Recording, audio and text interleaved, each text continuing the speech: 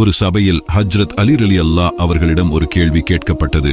யா அலி, எந்த விலங்குகள் குட்டி போடுகின்றன, எந்த விலங்குகள் முட்டையிடுகின்றன? ஹஜ்ரத் அலி ரலியல்லாஹு அவர்கள் பதிலளித்தார்கள், எந்த விலங்குகளின் காதுகள் உட்புறமாக இருக்கின்றனவோ அவை முட்டையிடுகின்றன, எந்த விலங்குகளின் காதுகள் வெளிப்புறமாக இருக்கின்றனவோ அவை குட்டி போடுகின்றன. பின்னர் மற்றொருவர் எழுந்து நின்று அதே கேள்வியை கேட்டார். யா அலி, எந்த விலங்குகள் குட்டி போடுகின்றன, எந்த விலங்குகள் முட்டையிடுகின்றன?